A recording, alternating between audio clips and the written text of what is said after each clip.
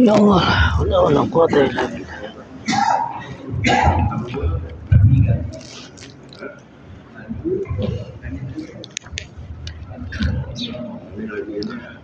يا رب بالمصطفى بلغ مقاصدنا واغفر لنا ما مضى يا واسع الكرم يا رب بالمصطفى بلغ مقاصدنا واغفر لنا ما مضى يا واسع الكرم هو الحبيب الذي ترجى شفاعته لكل هول من الأهوال مقتحم يا ربي بالمصطفى بلغ مقاصدنا واغفر لنا ما مضى يا واسع الكرم مولاي صل وسلم دائما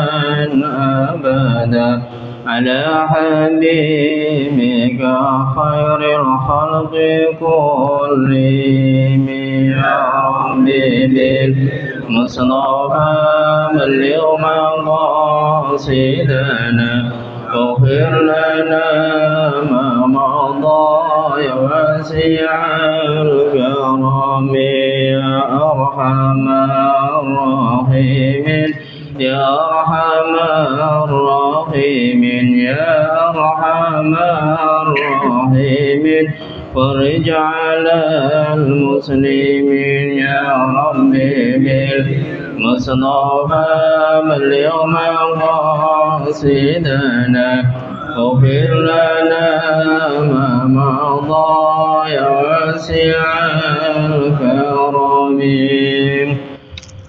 Assalamualaikum warahmatullahi wabarakatuh. Bismillahirrahmanirrahim. Alhamdulillah wassalatu wassalamu ala sayyidina Rasulillah Muhammad ibn Abdullah wa ala alihi wa ashabihi wa man tabi'a hudahu wa mawalah wa la hawla wa la quwwata illa billahil aliyyil azim. Alhamdulillah, alhamdulillah, syukur kita aturkan kepada Allah Subhanahu wa taala untuk sampai saat ini Allah masih memberikan kesempatan dan juga kesehatan kepada kita semuanya. Semoga segala kesempatan dan kesehatan ini benar-benar bisa kita gunakan untuk penghambaan pengabdian kita kepada Allah Subhanahu wa taala, dan semoga segala aktivitas kebaikan kita yang sudah kita jalankan mulai dari pagi hingga saat ini diterima oleh Allah Subhanahu wa taala. Pun kita berharap dan berdoa Allah senantiasa memberikan hidayah, pertolongan dan juga kekuatan kepada kita semua untuk menjalankan apapun yang telah ditetapkan oleh Allah Subhanahu wa taala. Dan perlu kita ingat bahwa apapun yang kita lakukan sejatinya itu tidak terlepas dari pertolongan Allah Subhanahu wa taala. Sehingga dari sisi ini ketika kita melihat beberapa orang yang ada di jalanan misalnya, atau orang-orang yang masih jauh dari nilai-nilai agama atau masih jauh dari masjid, jauh dari ibadah kepada Allah, jangan serta-merta kemudian kita mencaci dan menghardiknya. Karena kita bisa melakukan ketaatan ini pun tidak pernah terlepas dari pertolongan Allah Subhanahu wa taala. Sehingga cara terbaik bagi kita untuk mengatasi hal-hal yang sedemikian, satu sisi memang Allah perintahkan kepada kita untuk amar ma'ruf dan nahi mungkar. Ketika ada sesuatu yang mungkar, kita diperintahkan oleh Allah untuk melakukan perubahan atas kemungkaran tersebut. Cuman proses melakukan perubahan tersebut dari kemungkaran-kemungkaran yang ada itu pun ada aturan-aturan mainnya. Sehingga aturan-aturan yang telah ditetapkan oleh Allah pada saat kita masuk dalam dunia dakwah, dalam dunia di mana di situ kita mengajak orang pada kebaikan pun sama, menghindari dan melarang untuk melakukan keburukan. Catatannya adalah bil hikmah wal mau'izah wajadilhum billati hiya ahsan, dengan penuh kebijaksanaan, dengan tanpa menyakiti orang yang melakukan kemungkaran tersebut. Pada saat kita melihat sebuah kemungkaran, kemudian dengan serta-merta kita melakukan perubahan sesuai dengan nafsu kita, bukan perbaikan sejatinya yang kita lakukan, justru semakin menjauhkan dirinya kepada Allah Subhanahu wa Ta'ala. Karena apa? Karena memang kita tidak tahu gimana teknis cara untuk mengajak mereka supaya lebih dekat lagi kepada Allah. Dan satu titik lagi yang memang perlu kita perhatikan, bahwa apapun yang kita lakukan ini hanya sebatas wasilah, hanya sebatas dakwah dan tabligh, menyampaikan dan mengajak, tidak lebih dari itu. Kalau mereka mau mengikuti ajakan kita, mendengarkan apa yang kita sampaikan, alhamdulillah. Namun di sisi lain, pada saat mereka menolak dengan ajakan kebaikan kita, atau bahkan sebaliknya memusuhi kita, kembali pada diri kita, apa ada yang salah pada saat saya menyampaikan? Apa ada yang salah pada saat saya mengajak? Tidak lebih dari itu. Bahkan seringkali kita terjebak menjadi seorang hakim. Artinya apa? Salah benar langsung kita tunjuk. Lebih dari itu, langsung masuk wilayah-wilayah yang menjadi hak prerogatifnya Allah, yaitu apa? Al-jannah wan nar, surga dan neraka. Seakan-akan orang yang melakukan zina dengan tanda kutip itu secara otomatis akan dimasukkan neraka oleh Allah, padahal dia masih dalam keadaan hidup.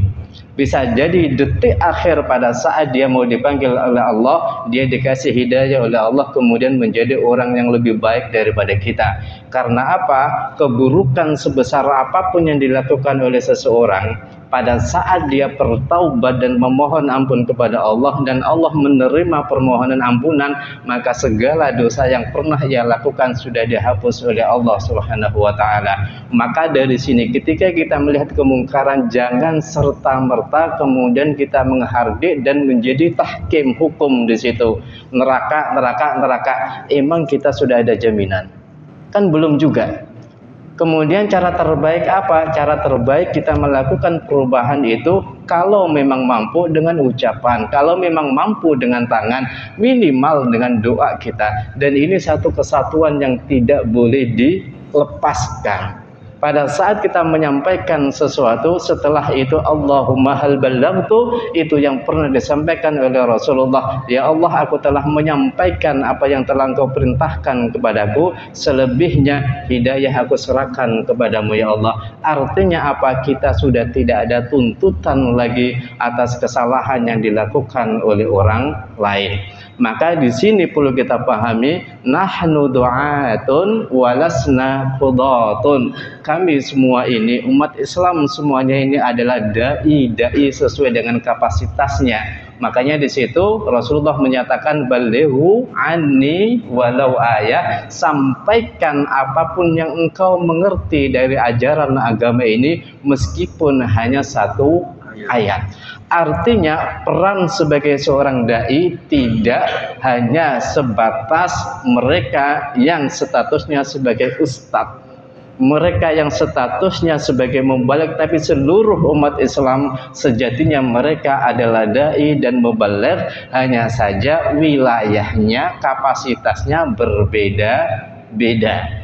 Hanya itu tuntutan Allah, nggak lebih dari itu. Apa? Sampaikan. Setelah itu udah selesai, nggak ada tanggung jawab lagi. Kalau sudah disampaikan ternyata dia masih dalam kondisi seperti itu, ya sudah. Kita nggak perlu kecewa, kita tidak perlu marah, kita tidak perlu lebih dari itu. Karena seringkali terkadang pada saat kita melihat kemungkaran, kemudian kita sampaikan, kita ajari, kemudian kita ajak, nggak direspon dengan positif, akhirnya kita sendiri yang marah-marah. Marahnya kepada siapa? Terkadang pada diri kita dan juga kepada yang bersangkutan, dan itu pun disertai dengan sumpah serapah. Ini kan sesuatu yang tidak baik. Maka dari itu kita juga senantiasa berharap semoga Allah memberikan kekuatan kepada kita untuk tetap sesuai dengan jalur dan ketaatan kepadanya. Dan satu lagi, kita membaca suratul Fatihah terutama untuk saudara-saudara kita yang sudah kapundhut, yang sudah dipanggil oleh Allah Subhanahu wa taala, kiranya Allah memberikan ampunan kepada mereka semuanya, memberikan tempat terbaik bagi mereka semuanya, dan kita juga nantinya pada saat dipanggil oleh Allah dipanggil dalam kondisi terbaik, dipanggil dalam keadaan husnul khatimah ala hadhihi niyyah wa ala kulli niyatin salihah. Al-Fatihah. A'udzu billahi minasy syaithanir rajim. Bismillahirrahmanirrahim. Alhamdulillahi rabbil alamin. Ar-Rahmanir Rahim. Maliki yaumiddin. Iyyaka na'budu wa iyyaka nasta'in. Ihdinas siratal mustaqim. Siratal ladzina an'amta 'alaihim ghairil maghdubi 'alaihim waladdallin. Amin. Baik, kita lanjut untuk ayat selanjutnya. Masih dalam rangkaian ceritanya kaum Yahudi. Panjang banget ya. Dan ini nanti sifat kaum Yahudi yang saling membunuh antara satu dengan yang lainnya. Dan persis yang terjadi pada saat yang ada di Israel saat sekarang ini. Bani Israel, bukan Israel. Kalau Israel itu siapa? Nabiullah Yaqub alaihissalam, Bani Israel. Jadi mereka kan banyak yang saling membunuh di antara temannya sendiri. Kemudian mereka yang lari dan tidak mau lagi untuk masuk ke dalam medan peperangan. Dan itu sejak zamannya Nabiullah Musa dan Nabiullah Isa alaihissalam sudah ada. Keterangan itu nanti kita dapatin pada ayat yang akan kita baca insyaallah. Ayat keberapa?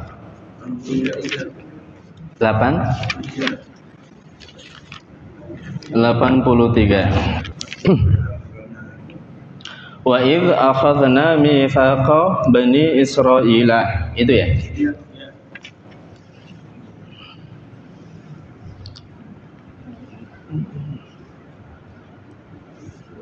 Oke. Agak panjang ini sampai ayat ke-86 dalam rangkaian kisahnya. Oke, kita baca. A'udzu billahi minasy syaithanir rajim.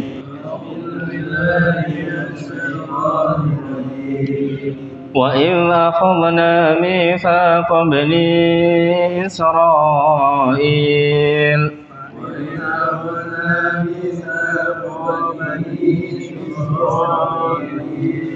لا تعبدون إلا الله وبالوالدين إحسانا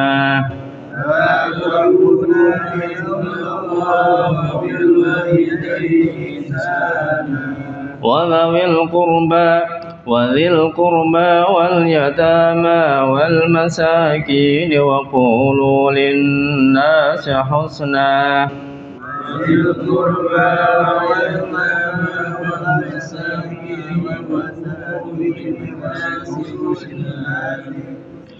وأقيموا الصلاة وآتوا الزكاة ثم توليتم إلا قليلا منكم وأنتم معرضون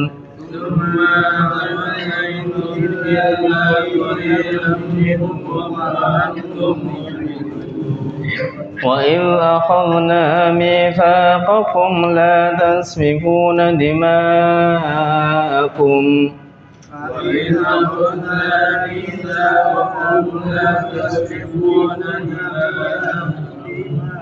ولا تخرجون أنفسكم من دياركم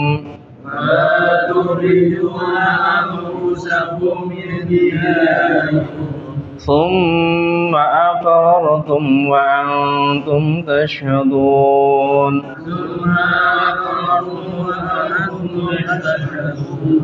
ثم أنتم هؤلاء تقتلون أنفسكم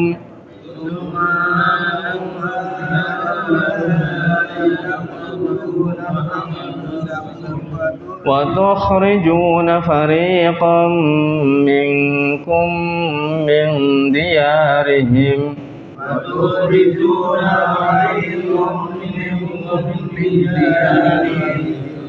تظاهرون عليهم بالإثم والعدوان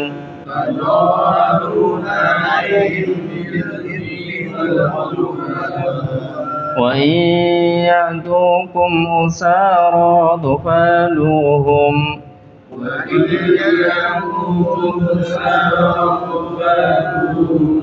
وهو محرم عليكم إخراجهم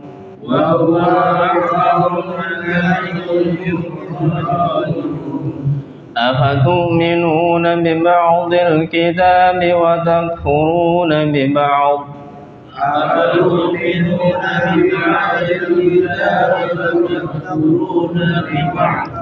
فما جزاء من يفعل ذلك منكم إلا خزي في الحياة الدنيا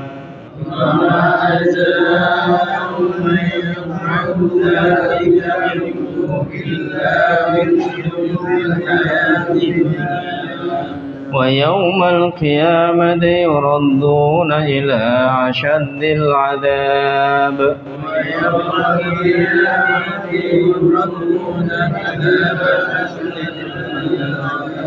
وما الله بغافل عما تعملون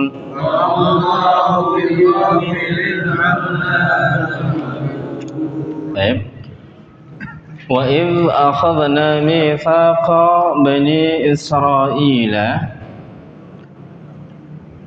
Kemarin sudah diterjemah belum? Sudah ya? Kalau sudah tolong pahami dibaca. Coba dibaca. Karena itu nanti ke depan ada pengulangan lagi. Ayat berikutnya kan wa idz akhadna lagi. Coba dibaca pahami.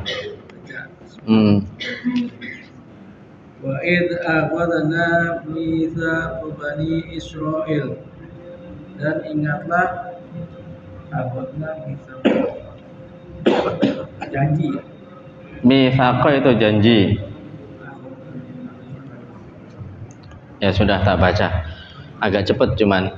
Wa idz, dan ingatlah akhadna ketika kami mengambil mitsaqa Bani Israil, perjanjian dengan Bani Israel, la ta'buduna, tidaklah kalian beribadah illallah, kepada Allah. Baik.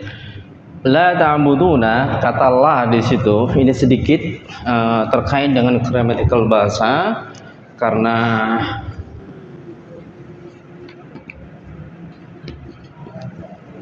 oke.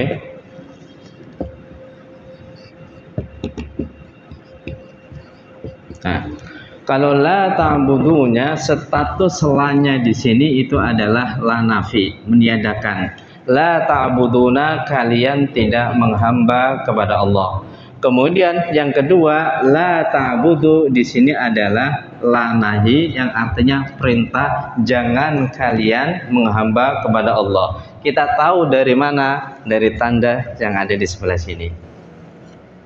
Ini terkait dengan gramatikal bahasa yang terkadang kalau kita nggak paham, la ta'buduna kita artikan janganlah kalian menghamba kepada Allah atau beribadah kepada Allah. Padahal di sini la di sini bukan la larangan, tapi sifatnya informatif. La ta'buduna, kalian tidak beribadah illallah, kecuali dengan Allah. Itu sesuai dengan perjanjian Bani Israel kepada Nabiullah Musa dan kepada Allah, bahwa mereka tidak akan beribadah kecuali hanya kepada Allah. Kemudian Allah ngingetin lagi, wa idz akhadna, ingatlah janji-janji kamu, di mana dulu kalian semuanya sudah mengatakan la ta'buduna, kalian tidak menyembah kecuali kepada Allah. Jadi bentuknya nafi, bukan bentuknya nahi. Ini salah kita mengartikan, penafsiran nanti akan berbeda. Gitu.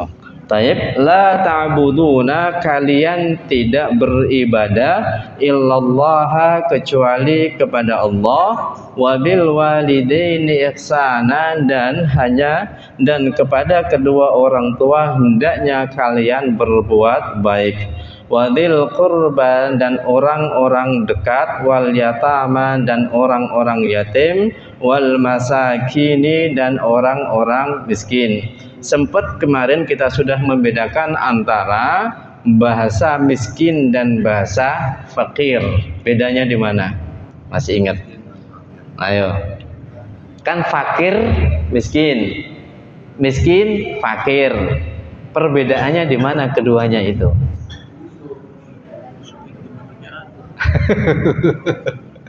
Tahunya kan kalau fakir ya miskin, kalau miskin ya fakir kan gitu kan.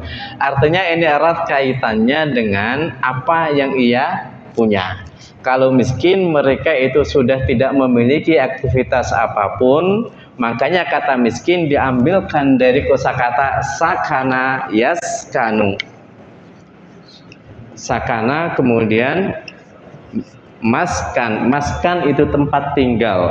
Kalau maskanutul lab asrama, artinya orang miskin mereka yang tidak bisa berbuat apa-apa, mereka yang hanya bisa duduk di rumah tanpa ada aktivitas apapun yang menghasilkan untuk memenuhi kebutuhan hidupnya, itu miskin.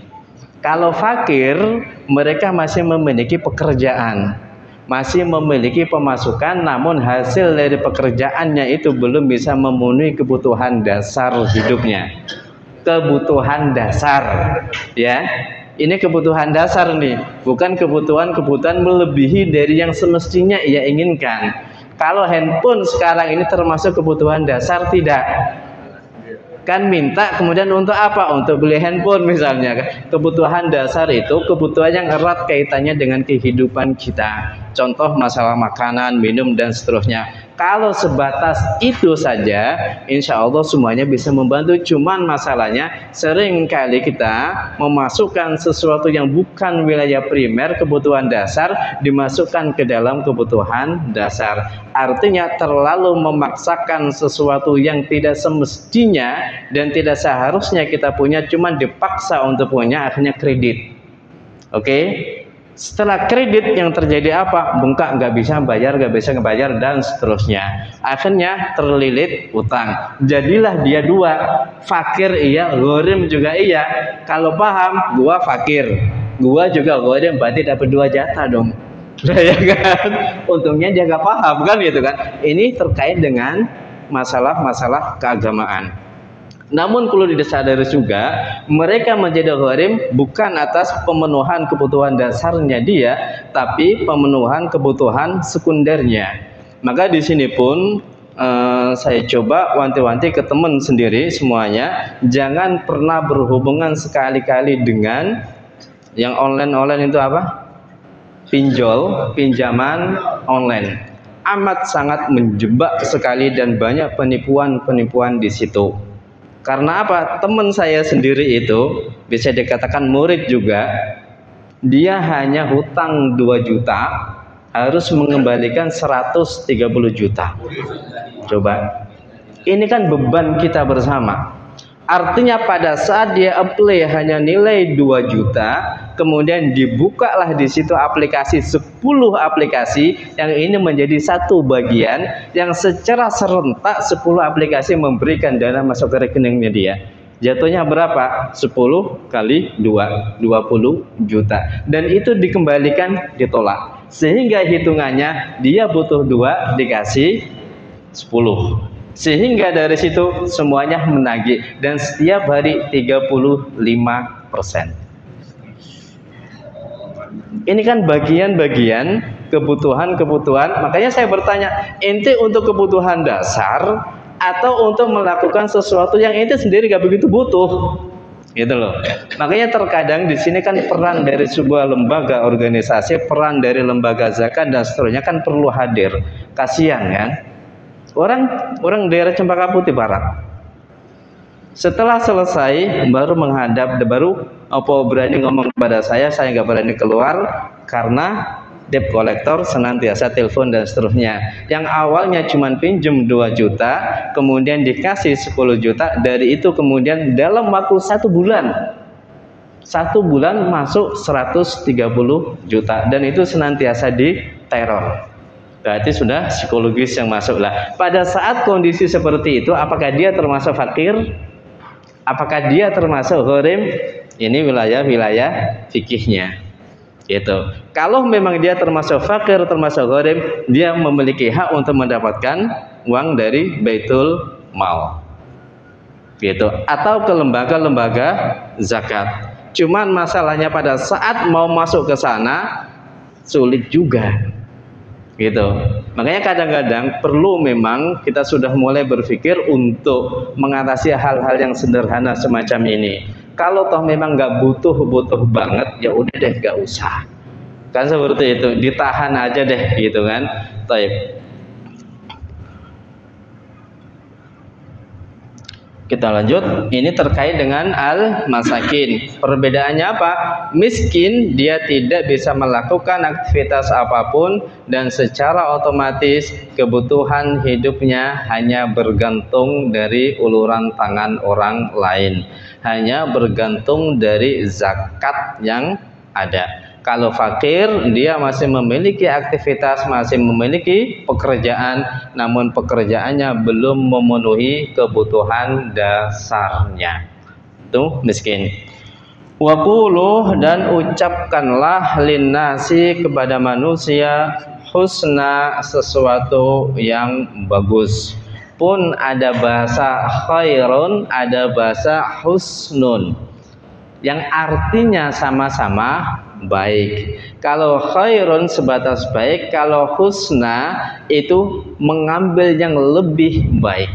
Artinya secara konsep diksi, misalnya pemilihan bahasa antara kamu, engkau, anda, dikau. Nah, husna ini memiliki konteks yang terbaik yang bisa kita lakukan kepada orang lain. Tidak hanya sebatas baik saja. Contoh misalnya kita ingin memberikan sesuatu kepada orang lain, itu kan baik. Kemudian teknis pemberian kita kepada orang lain itu kan macam-macam. Misalnya ada orang, Pak, ini ada roti, kita lempar, tak. Baik nggak? Perbuatan kita baik memberikan sesuatu kepada orang lain.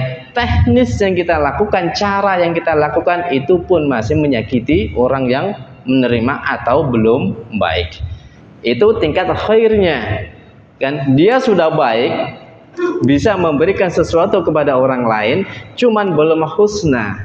Karena apa? Cara dia memberikan itu masih ada sedikit menyakiti kepada orang yang menerima atau dengan cara yang tidak sewajarnya. Tapi kalau husna, meskipun dia mengasih, tapi cara mengasihnya itu lebih halus. Gitu kan, dideketin, kemudian nanti dikasih apalah seperti itu, sehingga membuat dia lebih bahagia, lebih senang. Meskipun isinya sama, tapi kalau kemasannya itu relatif agak sedikit bagus, orang yang menerima juga lebih bahagia. Gitu.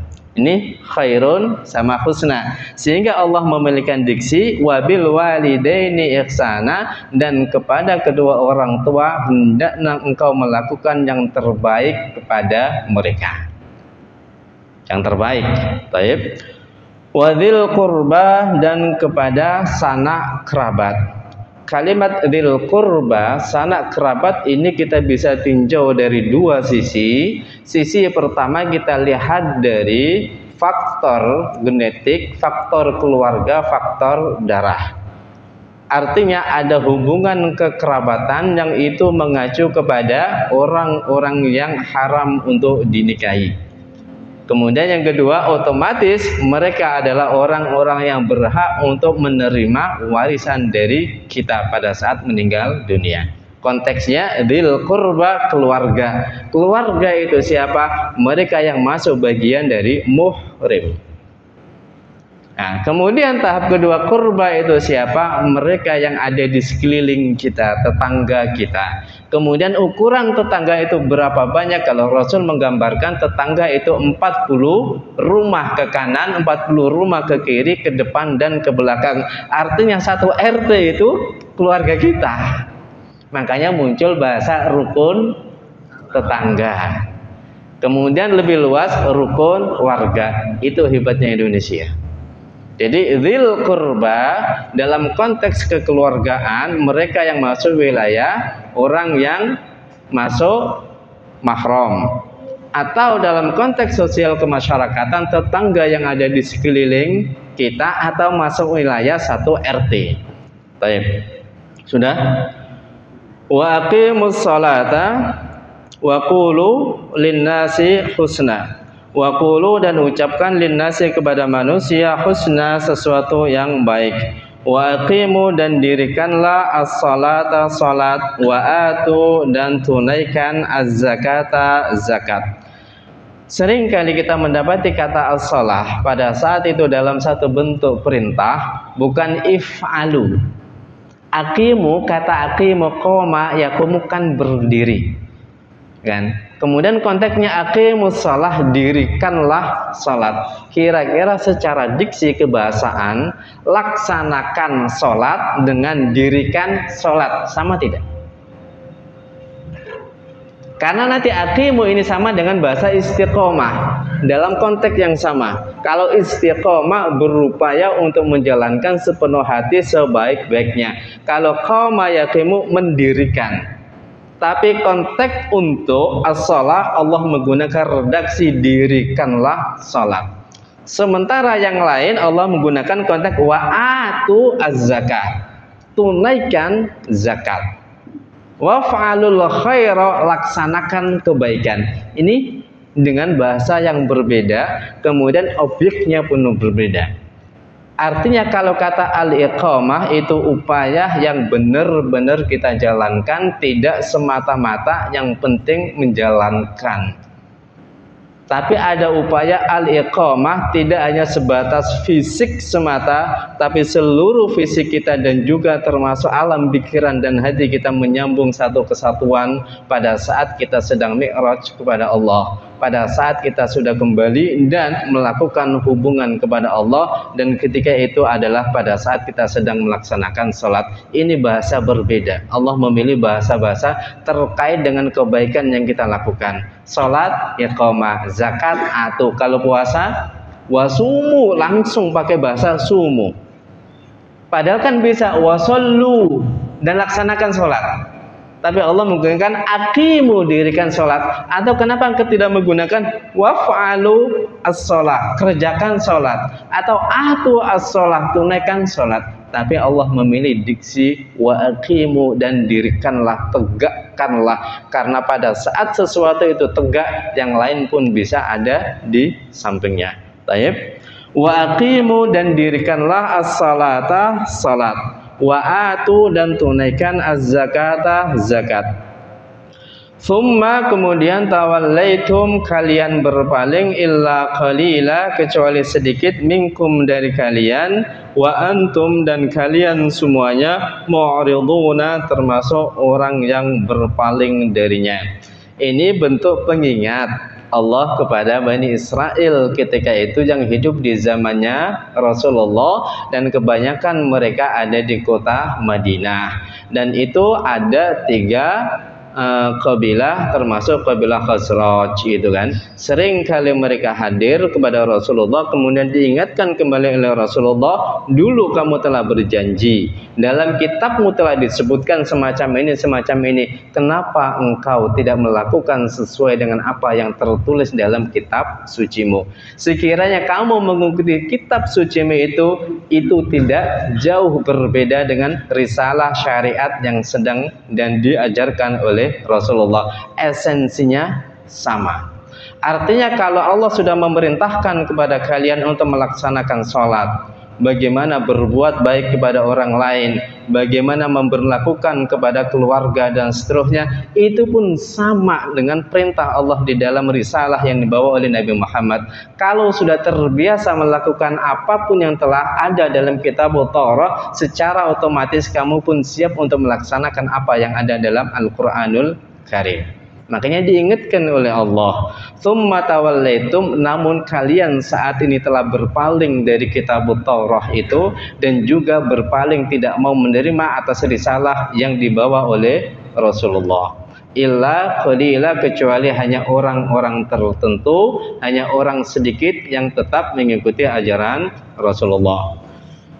Wa idza akhadna mitsaqakum, ini terkait dengan peperangan. Yang tadi terkait dengan hubungan sosial kemasyarakatan.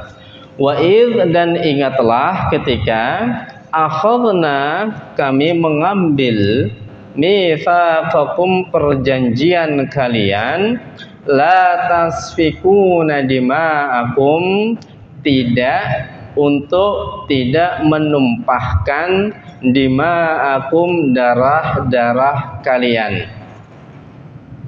Berarti ini ada hubungannya dengan pertama kali hukuman Allah kepada mereka, uqtulu anfusakum. Bentuk pertobatannya apa? Dengan membunuh, kan seperti itu. Dan itu sudah dihapus oleh Allah. Kemudian diingatkan oleh Allah, la tasfikuna dima'akum, jangan lagi ada pertumpahan darah di antara kalian. Kalau dulu itu memang perintah untuk menebus dosa, tapi setelah itu dihapus oleh Allah karena permohonan permintaan dari Nabiullah Musa alaihissalam, dan setelah itu sudah tidak ada syariat bagi mereka untuk saling membunuh ketika mereka ingin kembali dan bertobat kepada Allah. Dan itulah kemudian Allah ngingetin kepada mereka, la tasfikuna, kalian tidak menumpahkan dima'akum, darah kalian, wala tukhrijuna, dan kalian tidak mengeluarkan atau mengusir, kan sama. La tukhrijuna, kalian mengusir, anfusakum, pada diri kalian, min, dari diyarikum, rumah kalian.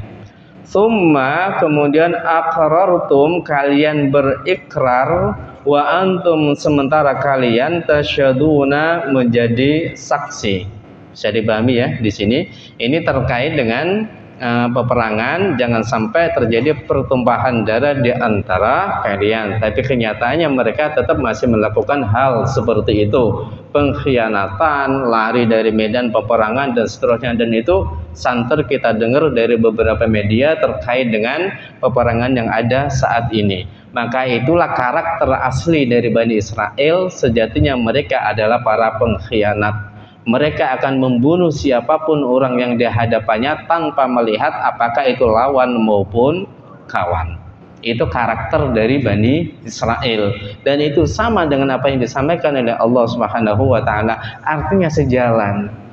Karena sejatinya Al-Quran ini hadir untuk memberikan gambaran umum dari orang-orang terdahulu itu seperti apa, dan itu pun akan hadir pada zaman-zaman di kemudian hari. Baik. Kemudian larangan bagi mereka apa? Mengusir. Sekarang rakyat Palestina ingin diusir dari tempatnya dia sendiri. Padahal kita ingat dari awal, wadkhulu hadhil qaryah. Bani Israel tidak punya tempat. Bani Israel itu tidak memiliki negara, tidak memiliki bangsa. Mereka adalah lontang-lantung. Sejak awal kali diusir oleh Allah melalui Mesir itu sendiri, kemudian dibantu oleh Nabiullah Musa alaihissalam, dan ada di Bukit Sinai hampir 40 tahun, yang mana sawah dan seterusnya, masih ingat itu kan? Itu di Bukit Sinai, di mana Bukit Sinai itu tempat mereka lontang-lantung itu kemudian menawarkan kepada rakyat Palestina agar masuk di Bukit Sinai. Kan terbalik kan itu kan. Hingga pada titiknya Allah perintahkan wadkhulu hadhil qaryah, ya udah masuklah kamu ke dalam perkampungan ini. Maka perintah wadkhulu hadhil qaryah, ketika itu Palestina sudah menjadi sebuah bangsa. Cuman mungkin namanya yang berbeda gitu aja. Namanya mungkin Baitul Maqdis gitu kan. Berarti yang memiliki Palestina rakyat Palestina. Terus Israel gimana? Gak punya tempat. Gitu. Nah, tapi kenyataannya justru mereka mengusir orang-orang yang ada di tempat itu agar keluar dari negaranya. Sementara itu sudah dikasih tahu oleh Allah, wala tukhrijuna, dan jangan kalian mengusir anfusakum, di antara diri kalian, min diyarikum, dari rumah-rumah kalian, karena sudah menyatu semestinya itu. Tsumma aqrartum wa antum tasyadun. Summa antum, summa kemudian, kecepatan enggak? Enggak kan? Mengulang kan? Kata kalimatnya banyak mengulang ya. Summa kemudian antum kalian semua, haula'i wahai Bani Israel, taqtuluna membunuh anfusakum diri kalian. Ini kenyataan realita yang ada, justru mereka saling membunuh satu dengan yang lainnya. Wa tukhrijuna dan kalian mengusir fariqan sebagian minkum dari kalian min dari diyarihim rumah-rumah mereka. Tadhaharuna kalian saling menopang, saling menolong alaihim atas mereka bil itsmi dengan perbuatan dosa wal udwani dan permusuhan. Ini konteks dalam peperangan. Wa iyyatukum usara, kemudian ini konteks dalam memberlakukan tawanan. Wa iyyatukum dan ingatlah ketika ya'tukum datangkum kepada kalian usara beberapa tawanan, tufaduhum kalian meminta barterhum kepada mereka, wa huwa sementara ia muharramun telah diharamkan alaikum kepada kalian ikhrajuhum untuk mengusir mereka. Kalau masih menganggap itu bagian dari satu kultur, semestinya Yahudi dan juga rakyat Palestina itu bisa berdampingan. Cuman lagi-lagi Bani Israel banyak tingkahnya, maunya menguasai, tidak sadar diri kalau dia dikasih tempat untuk hidup, kemudian setelah enak dia mengusir orang yang memberikan tempat tersebut, dan itu didukung juga dengan PBB dan seterusnya, sehingga tidak akan mungkin terjadi perdamaian seutuhnya. Pasti akan ada gejolak-gejolak di kemudian hari. Dan seakan-akan itu bisa, ritmenya itu bisa kita duga. Nanti pada saat Ramadan misalnya muncul lagi biasanya. Kalau untuk Desember ini karena menjelang tanggal 25 itu relatif agak tenang. Karena apa? Mereka ada perayaan. Tapi nanti kalau masuk Ramadan kembali lagi. Yaitu karakter mereka. Gitu. Nah, sementara kalau PBB atau orang-orang Barat, ya kalau mereka diusir dari tempat itu mau kemana lagi? Semuanya negara gak ada yang mau terima kan? Ya udah biarin aja di situ lontang-lantung kan gitu. Gitu. Baik, kita lanjut. Wa iyyatukum usara tufaduhum wa huwa muharramun 'alaikum ikhrajuhum.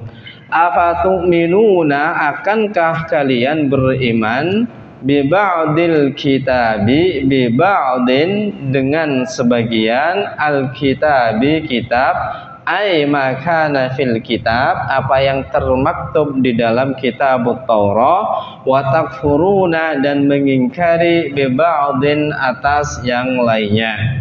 Fama jaza'u, maka tidaklah ada balasan man bagi seseorang yaf'alu telah melakukan dzalika kesemuanya itu minkum min dari kum kalian illa kecuali khizyun kehinaan fil hayati dalam kehidupan ad-dunya dunia, wa yauma al-qiyamati dan hari al-qiyamati kiamat, yuradduna mereka dikembalikan ila pada asyaddil adabi siksa yang pedih, siksa yang amat pedih. Asyad amat al-adabi siksa.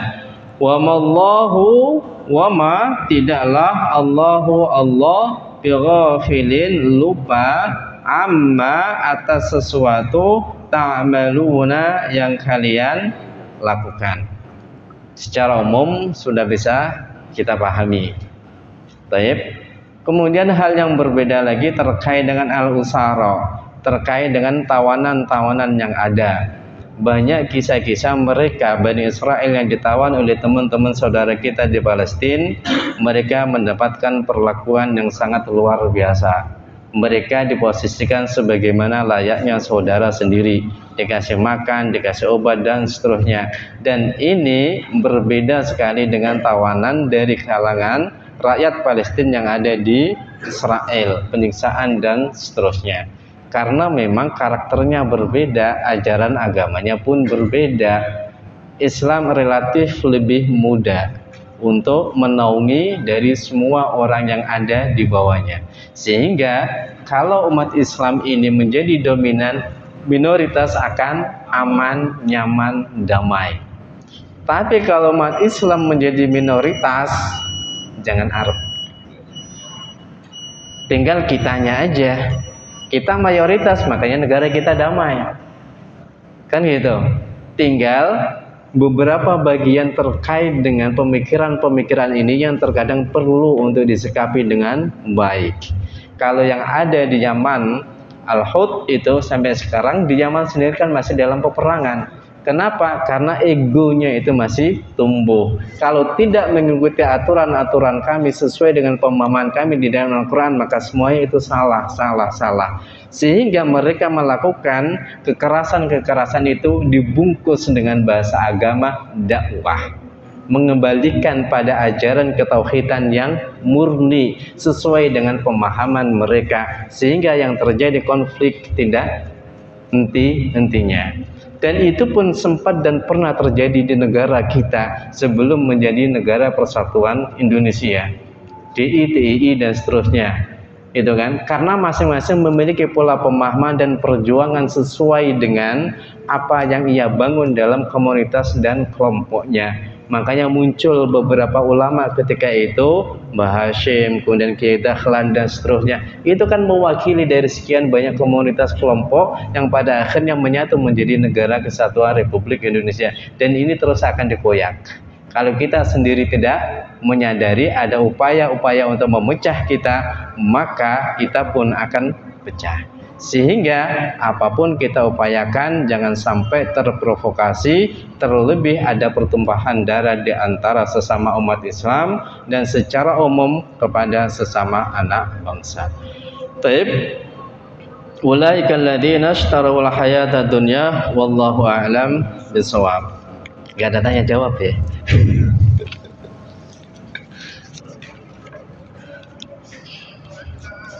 Atau mungkin kalau ada pertanyaan sebelumnya dikasih aja, kita bahas sebentar sebelum masuk ke materi, ke pembahasan, biar plong gitu ya. Kalau ingin ada beberapa pertanyaan. Baik, kita akhiri. Allahumma rahamna bil Qur'an waj'alhu lana imaman wa nuran wa hudan wa rahman. Allahumma zakirna minhu ma nusina wa 'allimna minhu ma jahilna warzuqna tilawatahu ana al-layli wa adrafan nar waj'alhu lana hujjatan ya rabbal alamin.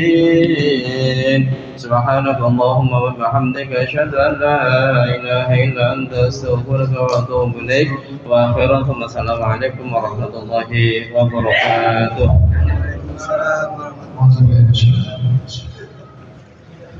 Allahu akbar, Allahu akbar, Allahu akbar,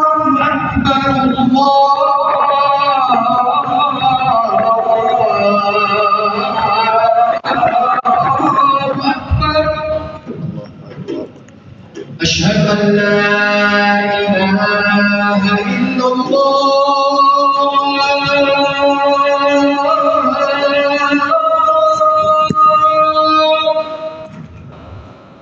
أشهد